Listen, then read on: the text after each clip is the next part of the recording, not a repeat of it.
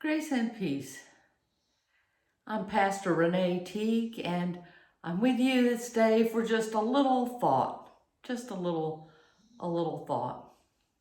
You know, yesterday at least from when I'm making this video, Facebook, WhatsApp, Instagram all went down.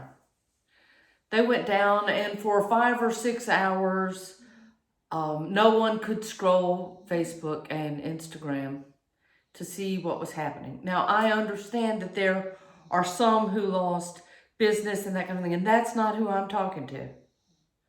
I'm talking to you regular old people like me, that what happens is anytime we sit still for even 5 seconds, we pick up our phones and we begin looking and mindlessly scrolling.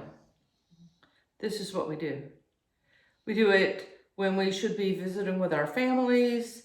We do this when we're sitting in waiting rooms. We do this if we get at a stop sign and we don't see a police officer looking. We do this with every spare moment of our lives. We scroll. And when Facebook goes down, then all these people, freak out. Oh no, what's going to happen now? My drug of choice is gone. I don't know how I'm going to manage. And we start freaking out. But now, let me ask you something. What have you gotten really beneficial from scrolling Facebook? And I'll throw in Instagram, but I don't Instagram because it does the same thing to people. And TikTok is another whole problem we'll talk about on another day. But what exactly do we get? You got a limited number of days and a limited number of hours and a limited number of minutes here on this earth. What do you want to use them on? Is the best you can come up with Facebook? Now, I understand there are some positive uses for Facebook. I get to see pictures of my nieces that way. I get to check on how everybody's clergy cats and clergy dogs are doing, and I keep up with people at a distance. But the honest truth is, when I'm doing this, that's not what I'm doing. That would take me maybe 10 minutes a day.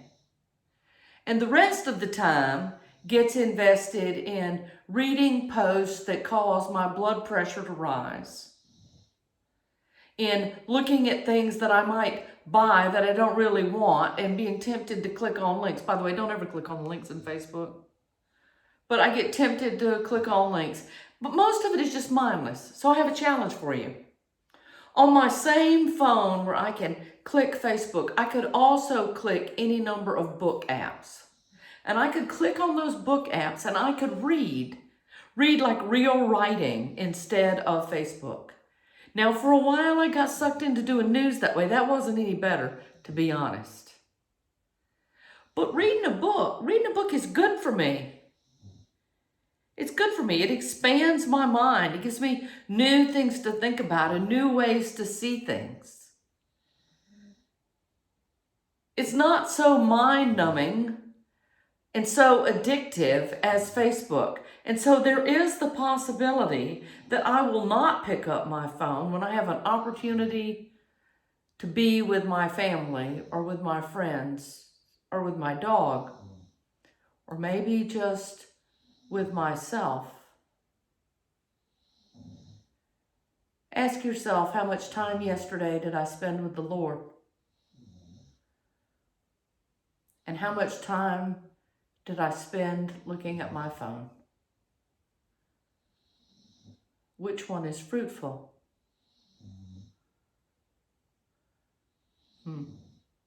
It's worth thinking about, isn't it? Take a walk, read a book, be with the Lord your God. I need these lyrics. I am weak, but thou art strong. Jesus, keep me from all wrong. I'll be satisfied as long as I walk. Let me walk close to thee. Just a closer walk with thee. Granted, Jesus is my plea. Daily walking close to thee. Let it be, dear Lord, let